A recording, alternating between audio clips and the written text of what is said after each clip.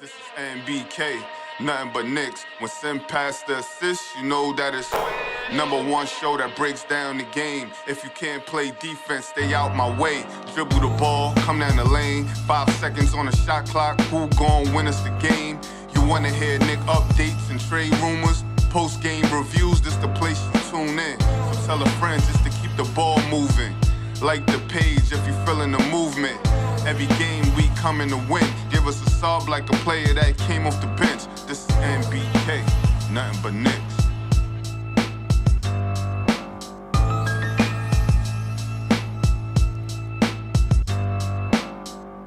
Knicks family, what's poppin'? It's your boy. Ladies and gentlemen, the Knicks snap 3-game losing streak. Get a win over the Toronto Raptors, ladies and gentlemen. They had to get this one. They just had to get this win, and they did so in convincing fashion. They win the game 112-98. They take out Emmanuel quickly. They take out R.J. Barrett. Good nights from OG Anunoby, Karl Anthony Towns against his former squad. Glad the Knicks got the win. I'm not overly elated, right? Not overly elated because, we're coming off of a 3-game losing streak where a lot of the Knicks' flaws came to light. The roster construction came to light. But we did what we're supposed to do against a team like the Toronto Raptors. That's what matters here, ladies and gentlemen. We did what we were supposed to do in getting this win. Hopefully, the Knicks have woke up a little bit because we play OKC on Friday. And it's time to get revenge. Get that win back. You know what I'm saying? Time to get that win back.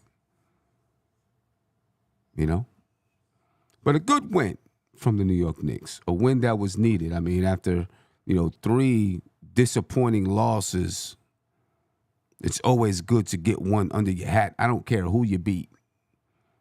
Doesn't matter to me at all. You just gotta get one under your hat.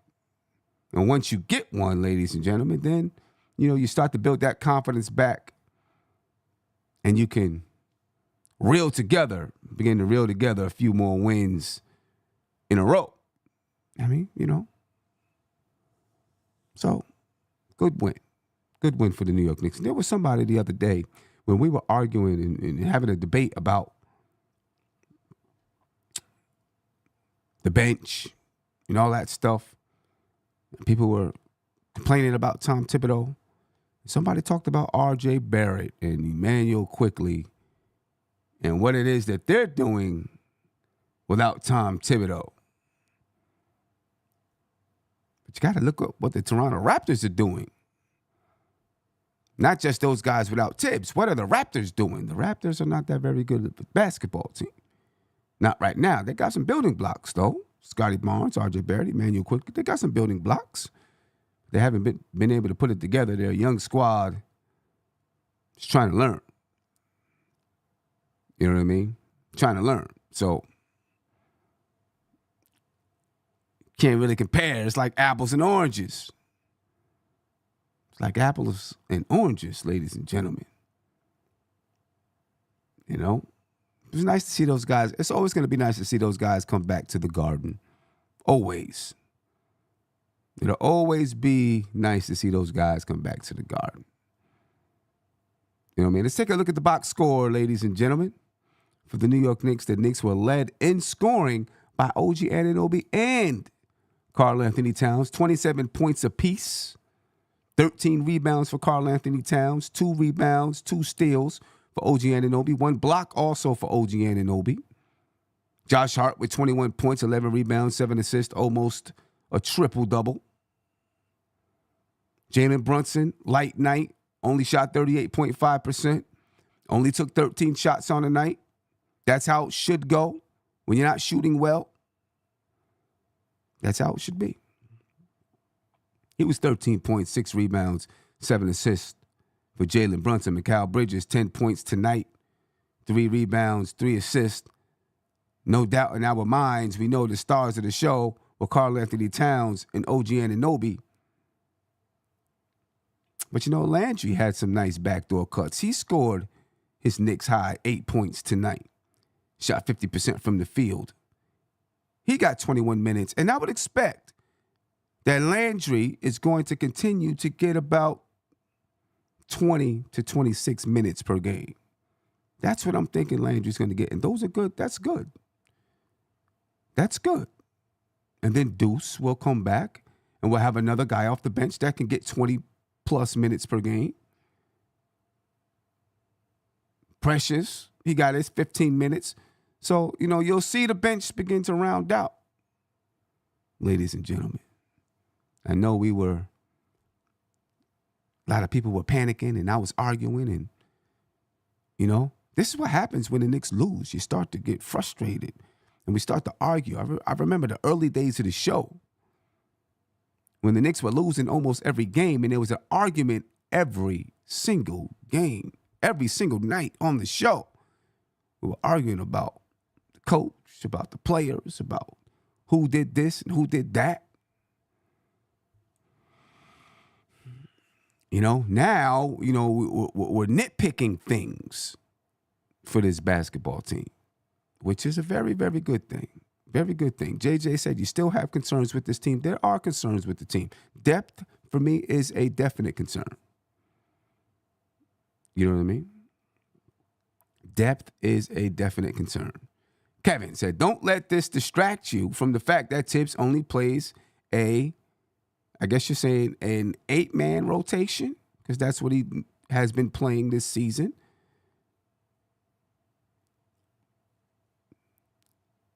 We've been over it time and time again. I have no problem with it. When Deuce comes back, it'll be a 9-man rotation. It'll be a 9-man rotation. I mean, we saw what happened the other night. Jericho Sims was the starter. We lost. We couldn't even score. I mean,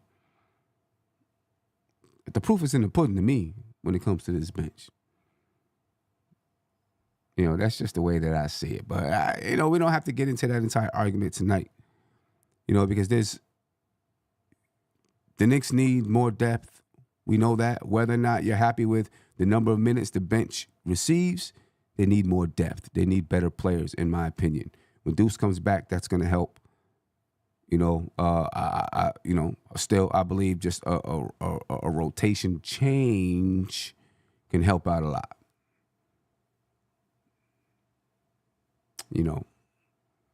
But the Knicks get a much-needed win tonight over the Raptors, a team that's struggling. Not exactly sure what their record is. I forgot whether they got 9 wins, 8 wins, 9 wins, or something like that.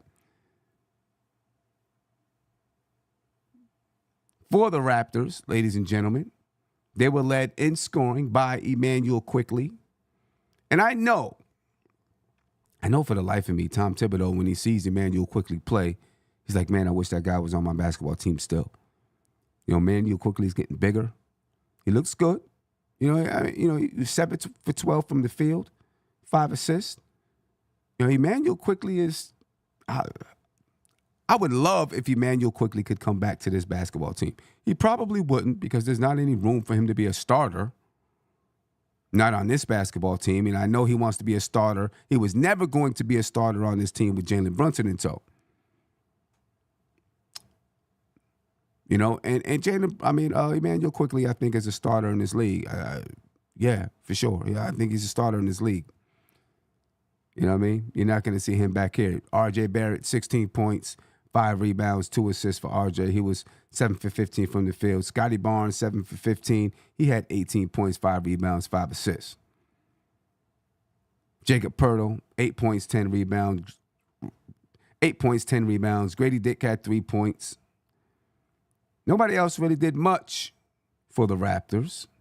Chris Boucher, 10 points.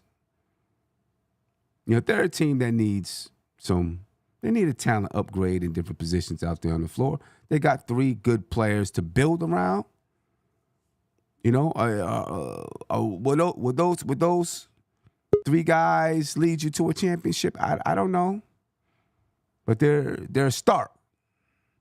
They're a start, and you know the Raptors can do much like the New York Knicks did in building their basketball team.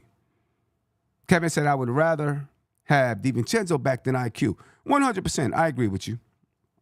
I agree 100%. I'd rather have DiVincenzo than IQ back as well. You know what I mean? DiVincenzo fits the mold of what this team needs more. The Knicks don't need another guy that is ball dominant. Emmanuel Quickley is ball dominant. DiVincenzo is not ball dominant. DiVincenzo would not mind coming off the bench. Emmanuel Quickley, I think, wants to be a starter. We know wants to be a starter in this basketball league, which he is a starter in this basketball league. Right, so I agree with you 100%. I would rather have DiVincenzo too. I mean, I wouldn't mind seeing Emmanuel Quickley in the Knicks uniform. I think he fits the mold of what this team is. You would have to structure the second unit around him because he's not going to be a starter on this basketball team. He could be. He could be. If Brunson wasn't here, Emmanuel Quickley could start. You probably wouldn't be the same basketball team, but he could be a starter on this team. He just won't be a starter with this team, with the players that we have currently. So, yeah, it would be best. DiVincenzo would be best, you know, on this basketball team in lieu of Emmanuel Quickley. But, you know, I'm always going to have an affinity for IQ. I like IQ. I do. I like the way he plays. I like his swag. You know what I mean? Kevin, you don't think IQ is a starter in this league? Okay. I think he is a starter in this league. I think he is. We'll see. We'll see where his career goes, though. You know, got my man Tony Crow in the building. Tony, what's popping with you, brother? How you feeling? What's good, Sim? Shout out to the chat. Yes, Yo, sir. Black is time. Back on track. Okay. I hope. Okay. I hope. Hopefully. You know, big test next game. You know, I know before the game, I asked Tony before the game how you feel about the game. And he was like, you know, can't take anything for granted. You know what I mean? We just got to take the punches as they come. You know, we can't take anything for granted, and that's the truth with this team. Even when they're on a 9-game win streak, I think we've got to be a little bit skeptical about this team always.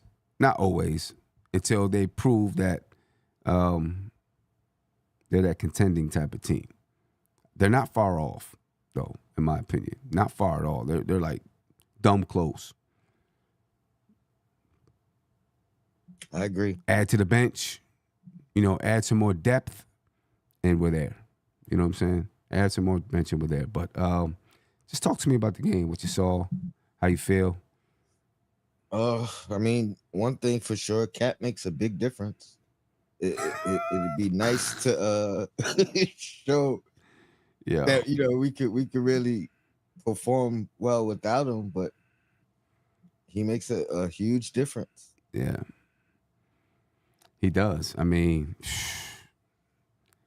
just in the flexibility of your team, of this team offensively with Cat out there on the floor, you could really see. I mean, obviously it's Jericho Sims and Karl Anthony Towns, so you know what I mean. There's going to be a big difference, but it's apparent. It's apparent. You know, when Karl Anthony Towns is not there, the Knicks have no inside presence at all. They're perimeter oriented. The versatility of the offense dwindles. You know what I mean?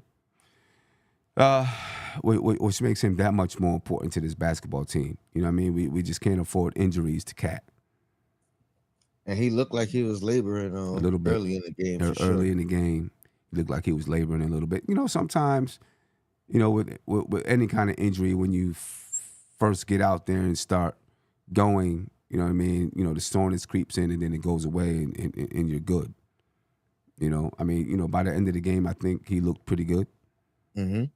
You know, he should be ready to go Friday against OKC. You know, he'll rest up a bit, get some treatment, and be ready to go. Be ready to go Friday. So the type of win that the Knicks supposed to go out and get this win. They want to buy whatever they want to buy, 14 points, had a 26-point lead at some point in the game. They did what they were supposed to do tonight. Yeah, Mikal looked like early in the season. Mikal looked early in the season, kind of off tonight. But that's okay because he's been playing lights out. Yes. Right? He's been playing some lights out basketball. You know what I mean? And not just, listen, I said, and a lot of people probably remember, I said Mikal Bridges is a system guy. And that's one of the reasons why he doesn't get to the line and all of these. But he's starting to show me his creativity. I'm seeing his creativity, his ability to create off the dribble. A little bit one-on-one. And, man, if that continues and is consistent and he grows with it, that makes the Knicks offense that much more lethal. And now, I seen today 2 or 3 times, one of his cuts to the basket, just a nice cut through the middle, bam, they found him, layup. That's beautiful.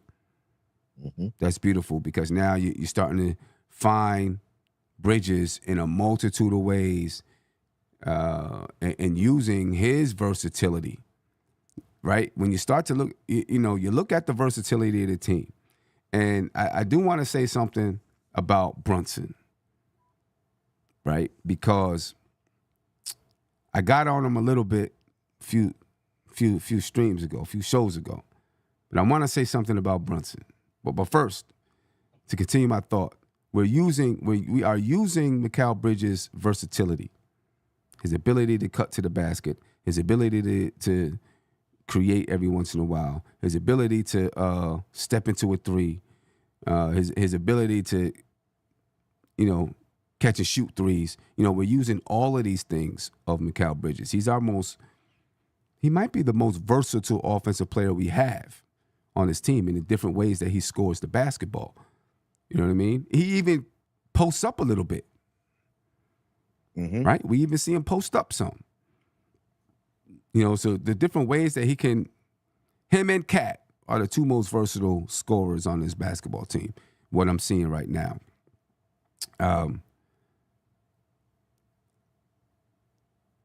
We have so many different ways to score.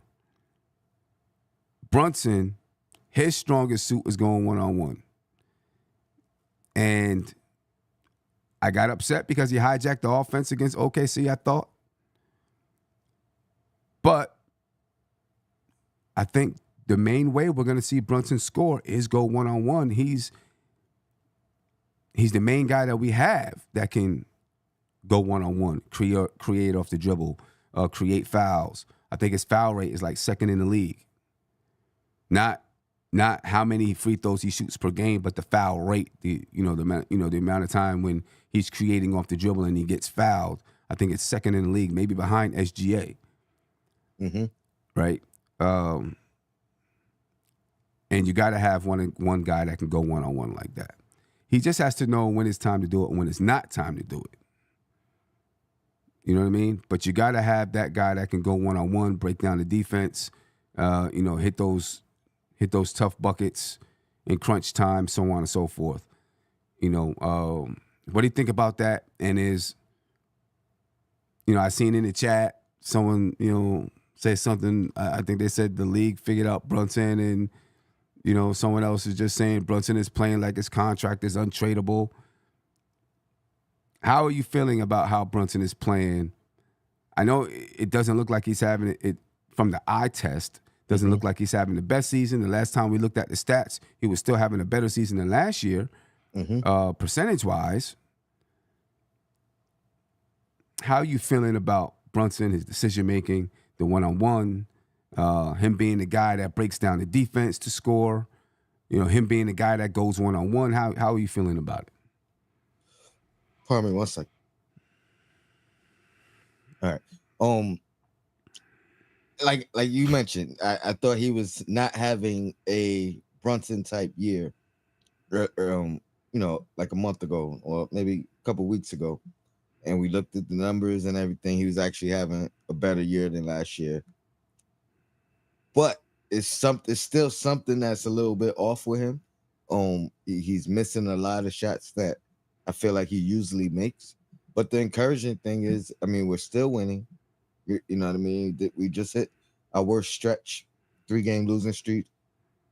But other than that, we're still winning. We're still better, if not right around where we thought we should be at this point. Mm-hmm. So it's still encouraging because I know he can still play better. You know what I mean? And I have to acknowledge that the defense is different. Like we thought the additions was going to make things easier for Brunson. I feel like teams are still saying, nope, Brunson's not going to be there. You know what I mean? Yeah. It's double teams. It's big guys on them. And it's more doubles, I think, than previous. Yeah. You know what I mean? They double him like it's the playoffs in the regular season. Yeah. So I think he's got to adjust a little bit to that as well and adjust to his new teammates. But we're still ahead of, if not right on schedule. Right. Do you think Brunson, 25 points a game, 7.6 assists per game. So far this season, he's shooting 47.7% from the field. Last year was 47.9. A few weeks ago, he was a little higher than that. And he's shooting 38.6% from the three-point line. Last year was 40.1% from the three-point line. He's averaging 7.6 assists, almost 1 assist higher than last year. And the turnover rate is the same. A little bit less, 2.3 this year, 2.4 last year. He's averaging 3 points less, but he's also taking 4 less shot attempts or 3 less shot attempts per game. Hence so that makes sense. Hence the up in the percentage. Right.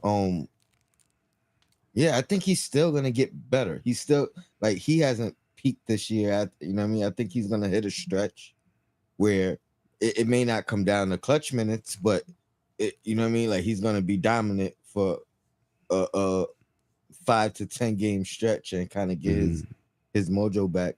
And again, the team is not we haven't really gelled completely yet. So you know what I mean? Part of that is him, but it's I expect more from everybody. I shouldn't say expect. I expect that it will be better as time keeps going on. Okay. So you don't think there's anything specific that the team needs to do or Brunson needs to do to make the game easier for him? Honestly, just utilizing and figuring out the best options to keep him off ball for larger portions of the game, and figuring out when. And it's gonna be a tough job, but figuring out when it's all right. We need him to take over, as opposed to Brunson. You got to make all the decisions every time. You know what I mean?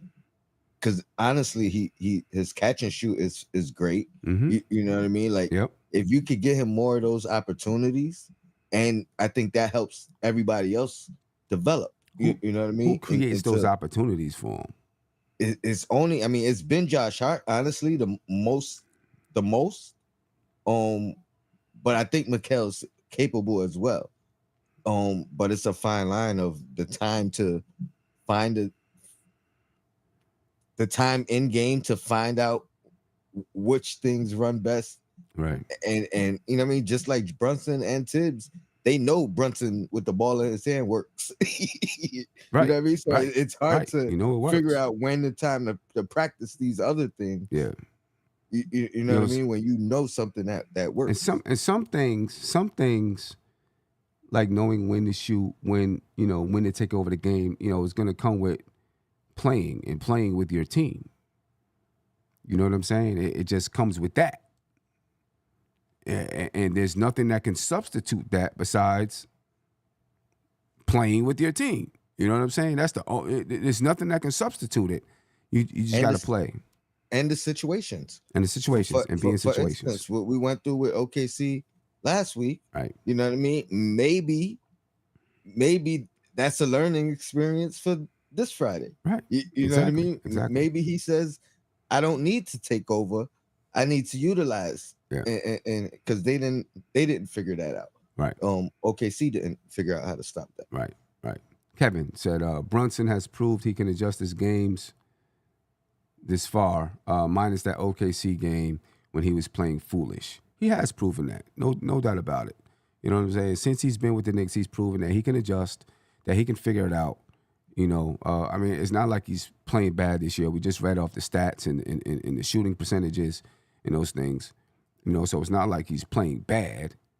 It doesn't look like it did last year, but he doesn't have to get as many like 40-point games and those things like he did last year because we have so many more weapons on this basketball team than we did last season. You know, I do say this though. The job doesn't necessarily become easier for him. You know what I mean? Because if he's not accustomed to putting up these 40-point performances, 30+ point performances night in and night out, I know he's capable on any given night, but it may come times where we need it tonight and he don't have it just because of the repetition of, you know what I mean, his role changing a little bit. So again, all that is learning experience. It goes both ways. Like it's times we're not gonna need it, it's times we're gonna need it, and that's up to him and the coach and the team to kind of sort it out. And you know, it's best that, to me, because Brunson has to work hard for his buckets, right? You know, and when I'm saying working hard, it's like he's got to put, a lot of times he's got to put in 3-4 moves to get his buckets. You know, guys who are 6'8", they don't have to put in as many moves to get their buckets, right? Bop, bop, pull up. You know, Brunson has to put in a little bit more work to get his buckets. You know, so if he's having so many nights where he's got to score 30 to 40, you know, that is going to drain him. You know what I'm saying? So, you know, having nights where he doesn't have to shoot much, it's going to be better for him and better for the team in the long run, because when we get in the playoffs and defenses really clamp in, that's when we're really going to need that one-on-one ability that Brunson has. You know, we're really going to need it then. You know, so I think it's good that he doesn't have to score as much or shoot as much. He's just got to, you know, he's 28 years old, young vet. You know, what's this, his third year in this role? Mm-hmm. You know, I mean, he came from Dallas where that wasn't his role.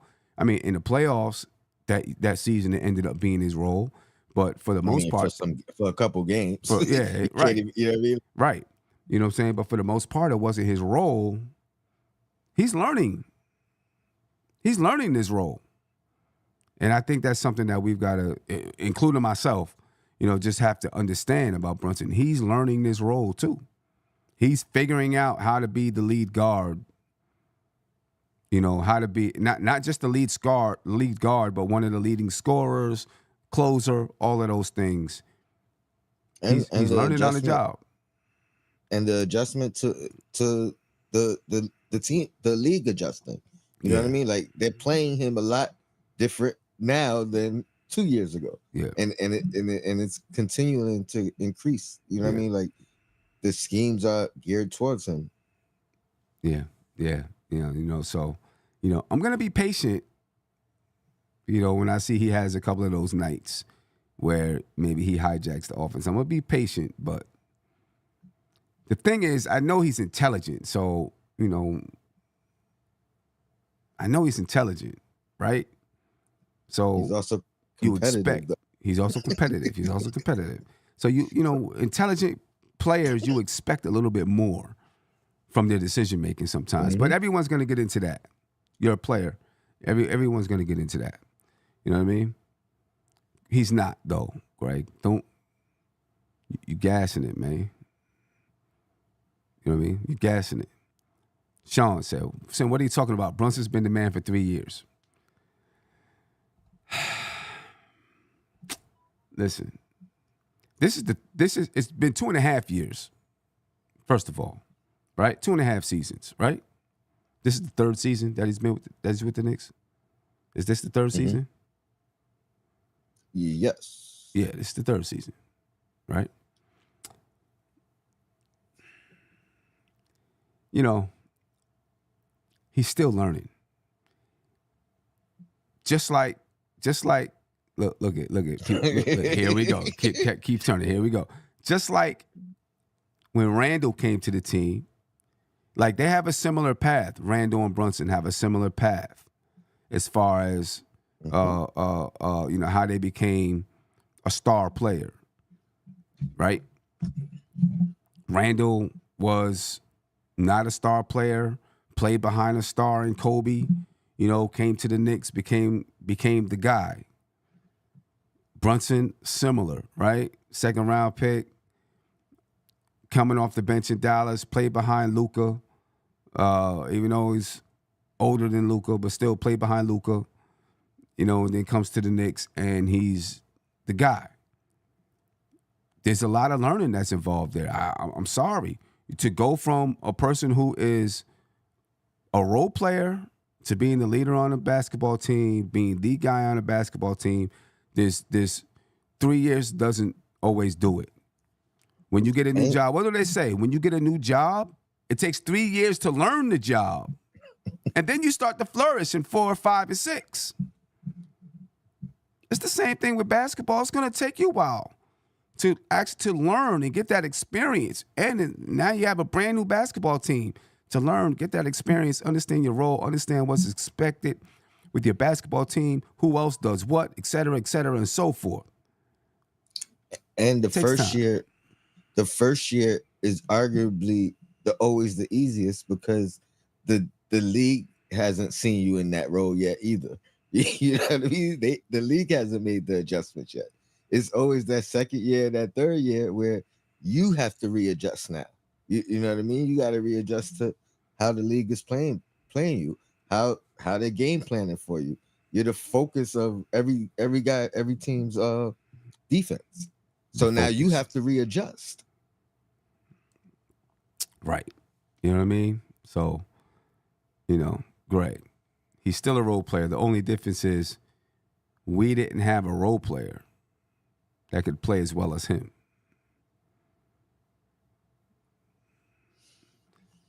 I'll leave it alone.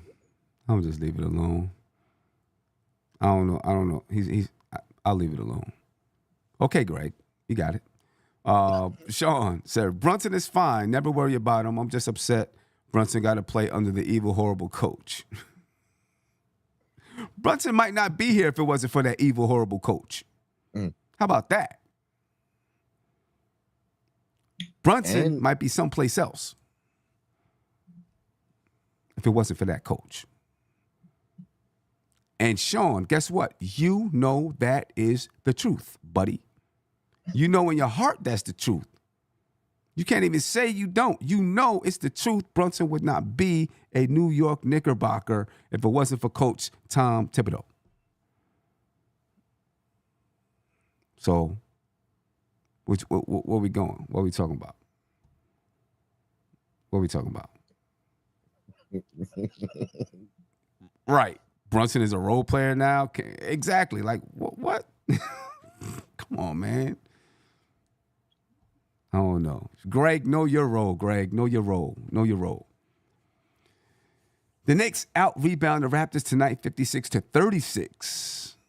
Only 24 assists for the Knicks tonight, 25 for the Raptors. 9 steals for both teams, 4 blocks for the Knicks, 6 for the Raptors. The Knicks with only 12 turnovers. Knicks shot 47% from the field and 36.4% from the three-point line. 80% from the free throw line. The Raptors shot 49% from the field, 38.5% from the free throw line, from the three-point line, and 80% from the free throw line. The Knicks are just a better team than the Raptors at this point in time. Just a better basketball team. You know. Yeah. You know the outcome of the Cavs OKC game? I think I seen someone in the chat say that the Cavs won.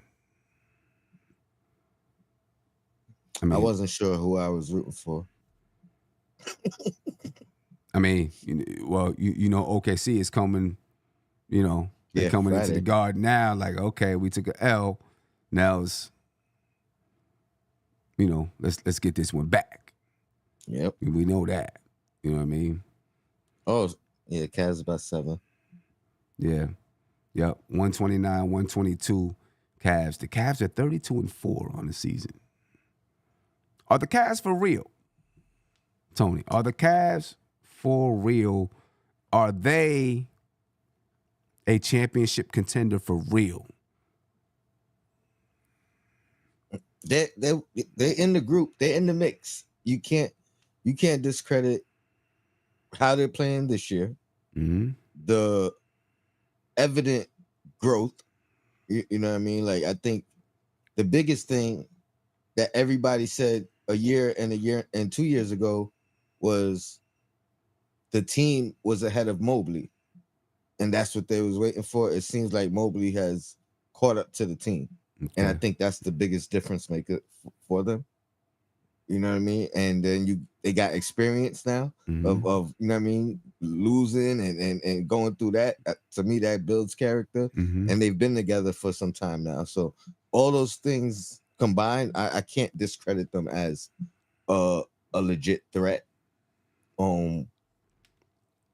Not that I don't think we have a chance against them. Oh yeah, you know what I mean. But yeah, you gotta respect what they're doing. Honestly, I don't think they're being talked about enough. Okay. To be honest, I hear people talking more about OKC, and I feel like if you can name 10 other teams, if they had that same record, the conversation would be a lot louder. If the Knicks had that record, the conversation would be roaring. Absolutely. From Knicks fans, from the media, from everybody.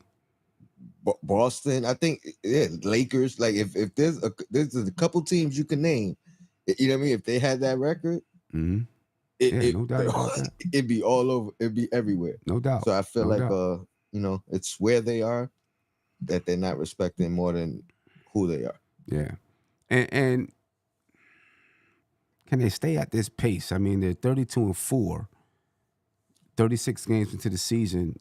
Almost halfway through the season. I mean, that's an incredible pace. That's a better question. That I don't believe. I don't think what they on pace to win 70 plus potentially. Maybe I don't. I don't think they. I don't think they. I mean, I think they have to hit some type of wall, some type of stretch. They're 36 games. 36 games into the season. They have 5 games left before, they hit that 41 game mark. You're talking maybe they're 5-1 over that stretch, right? Based on their record, maybe they're 5-1 over that stretch. You know what I'm saying? So that makes them like 37-5, or something like that, or 36-5, or whatever it is. That puts them on a pace to win like 72 games. That'd be crazy. What I will say only though, the Bulls, is 72-10, the Bulls. And the what's the name? Warriors that didn't win the chip. Yeah, Warriors. Yep. What I will say is it's probably better for them to hit a stretch than to become another 72 plus win team, because that pressure, I don't know if they're built for. I get that.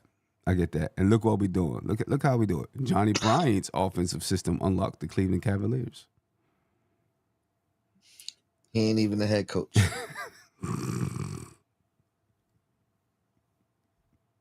And shout out to the head coach, because he was my front runner where we was talking about coaches. Tiz was number 2 for me. Yeah. So. We're always gonna do that. Shout out to Johnny Bryant though. He's obviously part of, in a really good basketball team. So, no diss to Johnny Bryant at all. No diss to Johnny Bryant.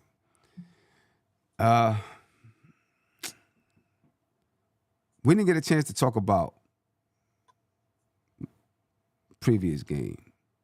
No Karl Anthony Towns. How'd you feel about that? Who we lost to? The Magic? That Magic look? Oh yeah. I'm still stuck on the Bulls loss. Yeah, I was speechless, to be honest. That's why I couldn't jump on afterwards. You didn't do a post game, though, right? Nope. Yeah, so you know what I mean. I know I had the opportunity, but I didn't know what to say. I didn't know what to take of it, other than it was just one of them games, and it had to come during a 2-game losing streak, as opposed to just a random, like, you get random games like that throughout the year. It just happened to be in the midst of a 2-game losing streak, so it's just like compounding. You know what I mean? Like, there's no way. Obviously, we beat them 3 times already.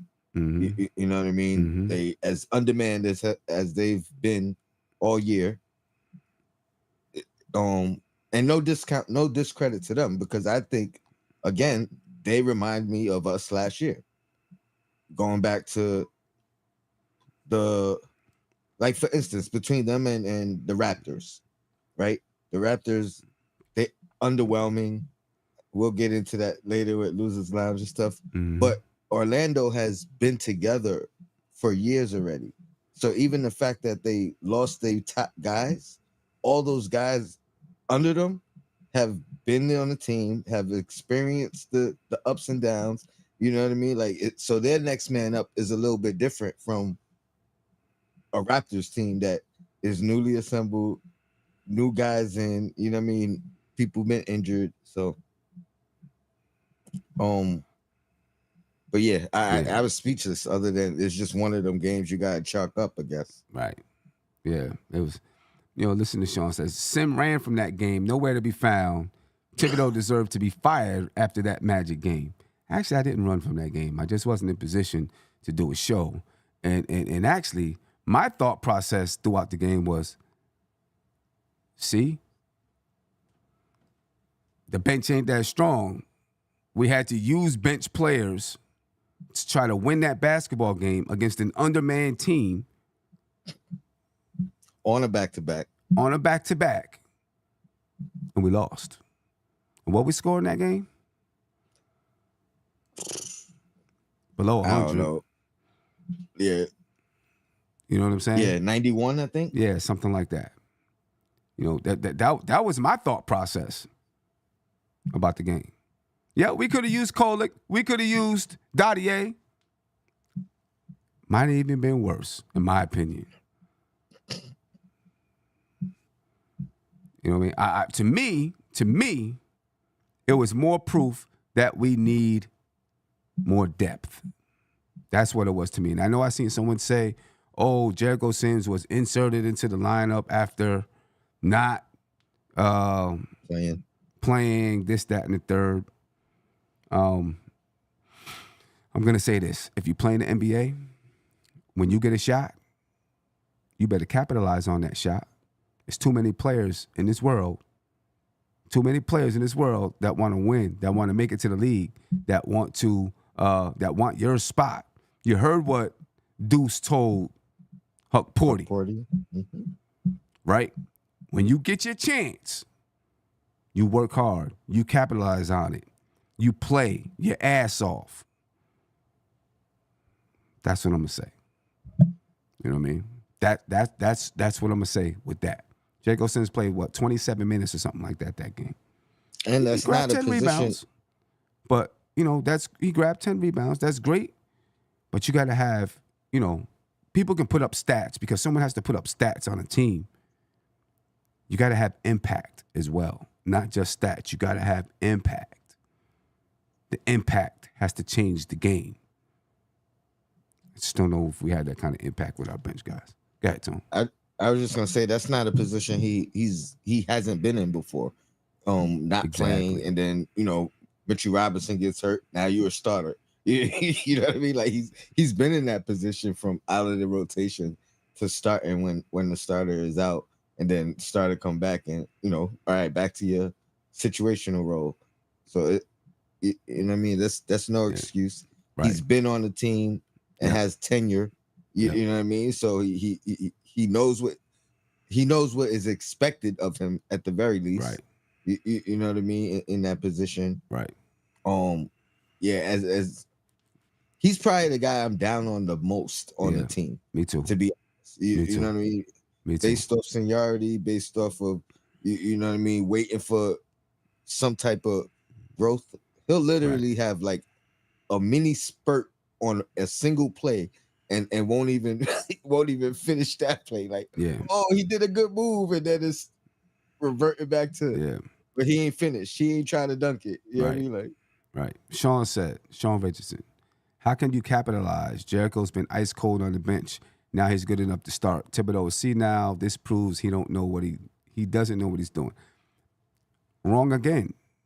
Because we've seen this in the past. The same exact thing. Mitchell Robinson went out. Jericho Sims inserted into the lineup. And there's a reason for that. So that you don't disturb the rest of the rotation. We have seen it time and time again, and we've seen it work time and time again. Or we've seen Sims lose the job. Or we've seen that. You know what I'm saying? But that's due to injury. We've seen Deuce go from not playing to starting because it reserves the remainder of your rotation. You don't have to tinker with the rest of the rotation. That happens a lot throughout the entire league. Throughout the league. Someone goes from not playing to starting so that you keep your rotation. So you don't have to think about, okay, how do I put this guy in? Where do I put him in? No, you know what your rotation is. You know what I'm saying? Just saying. That's nothing new. Before I got on, I heard you talking about IQ, and I don't know if somebody mentioned wanting him back or missing him or whatever the case, but I heard you referencing that. Yeah. And everybody know Quickly was like my favorite Knick, even though he wasn't the best Knick. I'm like he was my favorite. But I was watching Grimes the other night, looking like, man, we can use Grimes off the bench right now. You know what I mean? Like, we could, all these guys that we let go, and I'm not mad at letting them go because we needed to do these moves, but I think all these guys are gonna grow and flourish in you know what I mean, in due time. Yeah. Grimes looked good last night though. And you know, we've seen it with our players already. Guys grow and flourish. You know, all this other stuff is hogwash to me. We've seen players grow and flourish under Thibodeau. Guys, you know, get from getting no playing time to becoming a pivotal player on your team, or young guys who got to start or major playing time ended up being traded for better players, right, to build the team that we have now. You know, so what are we going to do? Shout out to Travis. Thank you for the super chat. Definitely appreciate it. You know what I mean? Any key plays or decisions in tonight's game that stood out to you?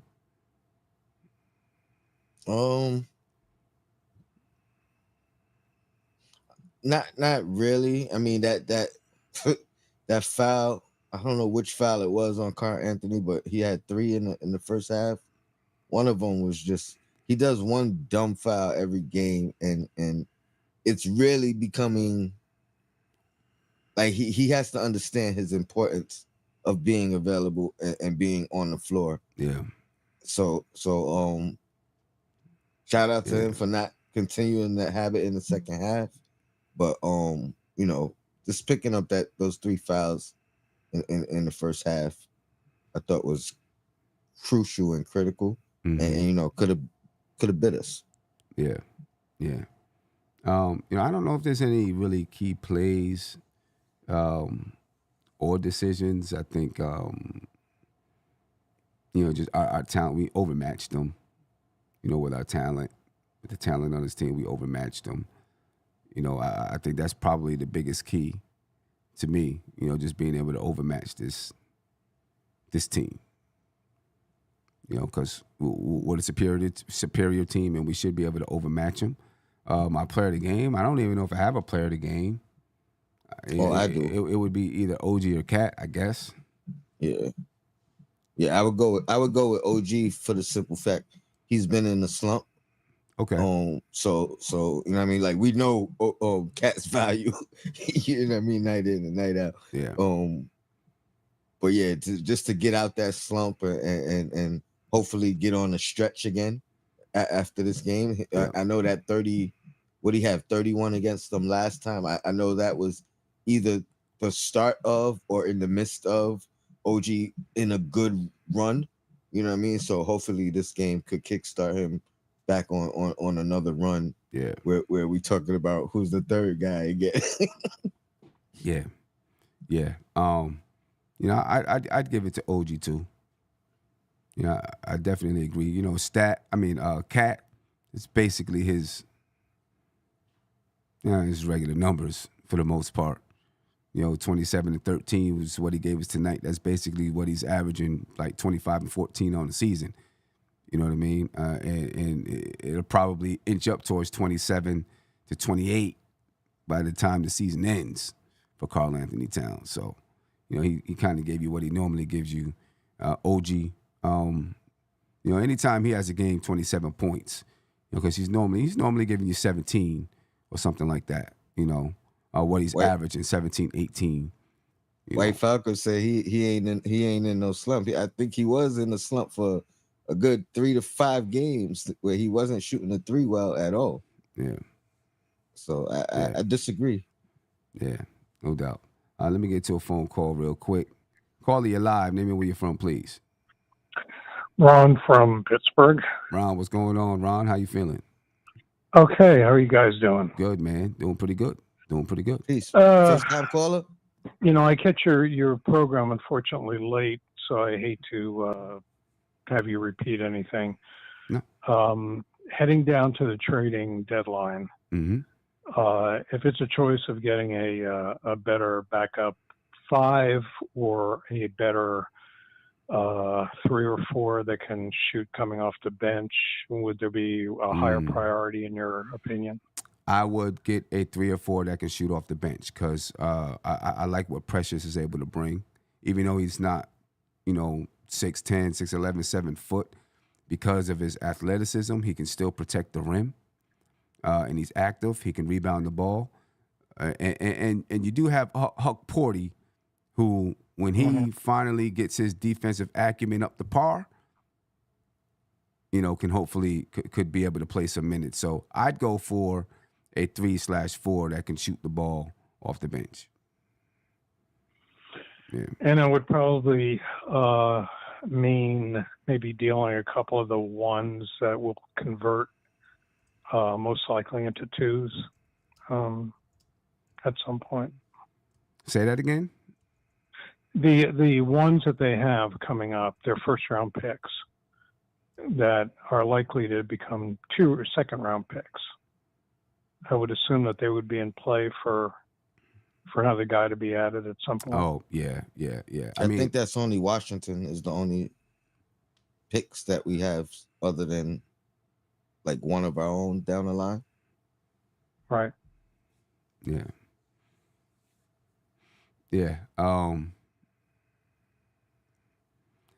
You know, and to get the kind of impact player we're talking about, you know, was obviously going to take trading Mitch, and maybe a little bit, maybe something else, maybe 1 or 2 other guys, or maybe one other guy, you know, that or one of those other bench players to bring in that kind of impact guy.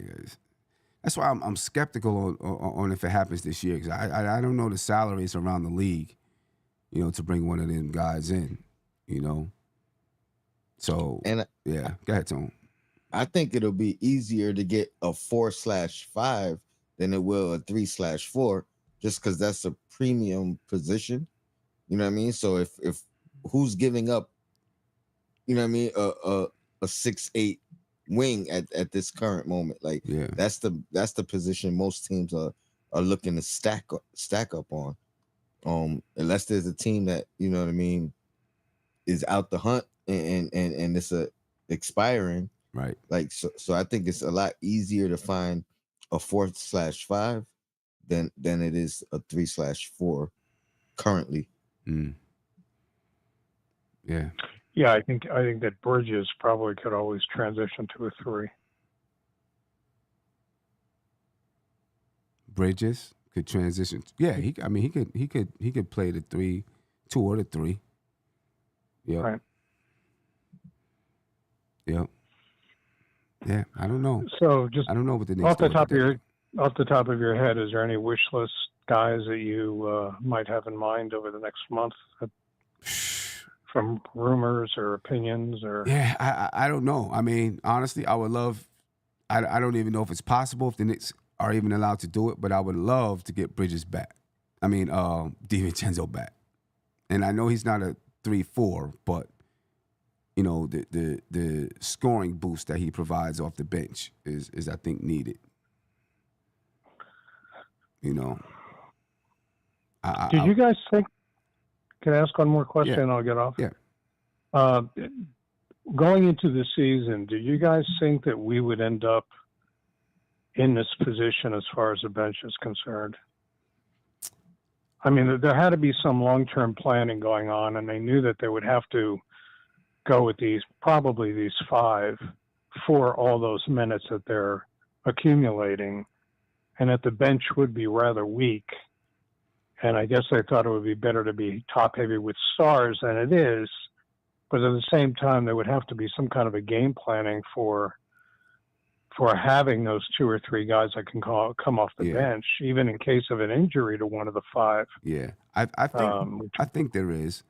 I think they probably have a plan. I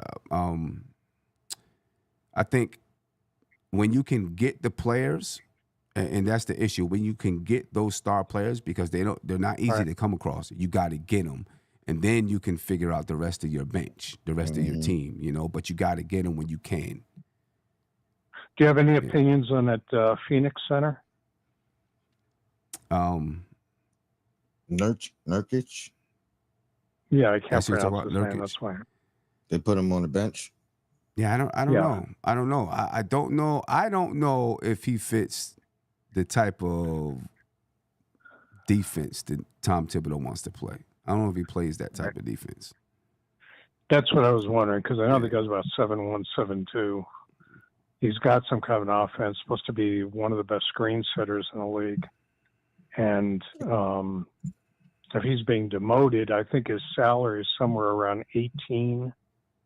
I don't know if Mitch would figure in a deal being at 14.5 or something like that. They could add to that 14.5.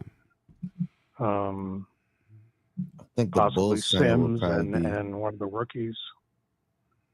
Yeah.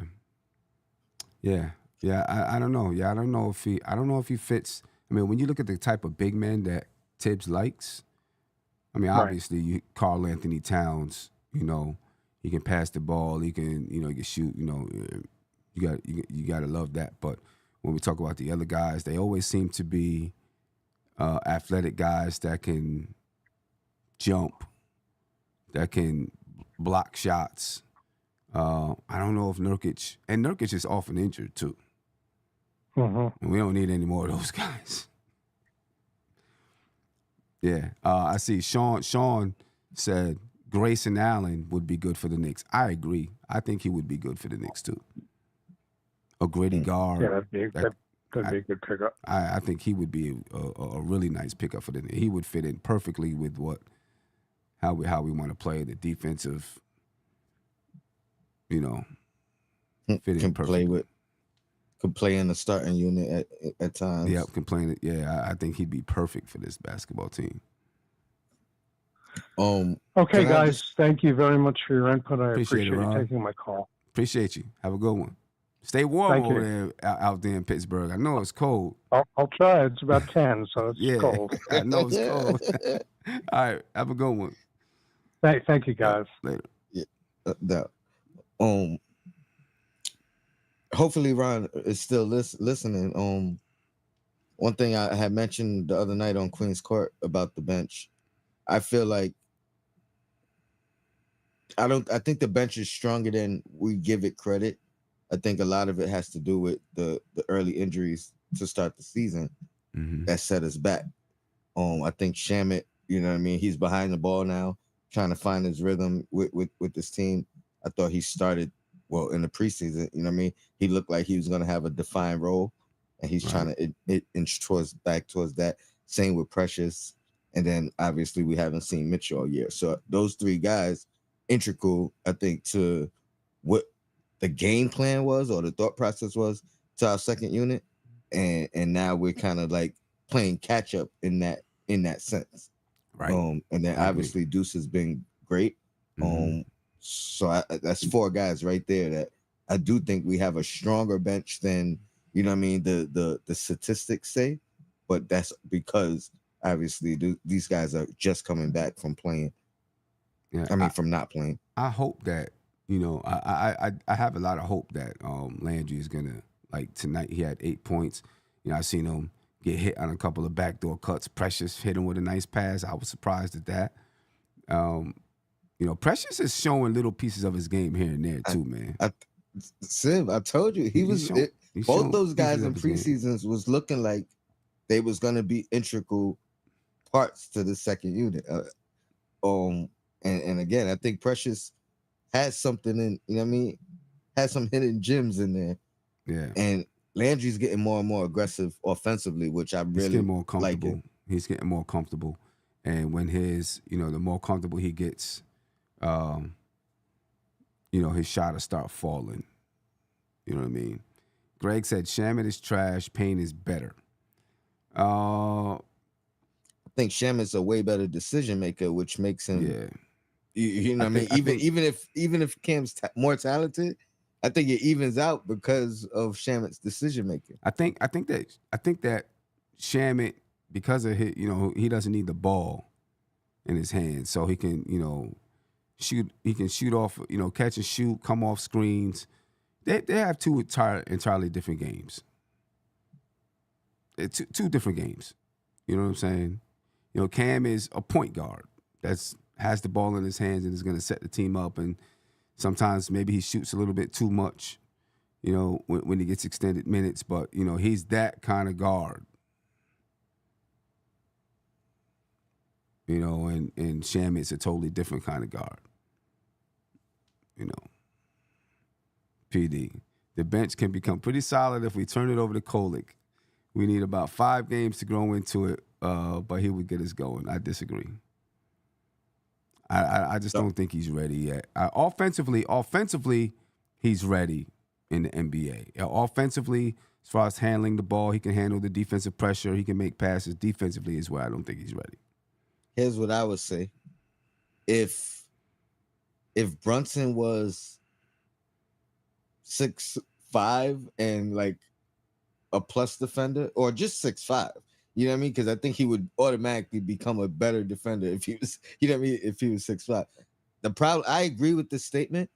My issue with it is now you got to surround him with 4 defenders just like Brunson. Right. The fact that we have Deuce as an option, Cam as an option, who are defenders first, you know what I mean? Mm-hmm. It gives you that change of, you know what I mean? Like you don't want to have 2 small guards as your lead guards starting and back and bench, and then you have to have defenders all around him. Because I agree, I don't think he's there yet defensively.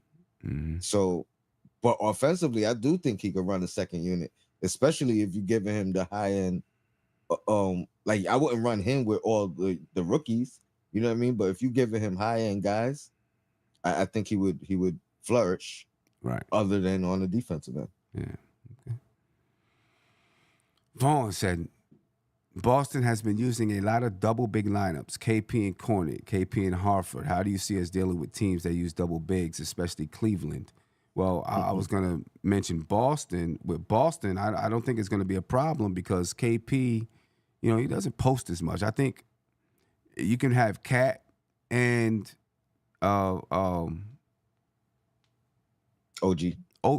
OG. You can have Cat and OG. You can have Cat and Precious out there. Because OG or Precious can guard KP, in my opinion. You know what I mean? So, I'm not as worried about that. I was gonna any say double they big just lineup. started using it. Yeah, any double big lineup. I think Precious can defend. I was gonna say they OG just too. started using it, but KP just came back. So Yeah, and yeah, and I mean we seen OG guard Joel Embiid and do a good job. And normally when a team uses a double big lineup, one of those bigs are shooters from the outside. You know what I'm saying? Because you're not gonna have two post up bigs on the inside. One of them is gonna be a shooter from the outside. So I think we'll be okay.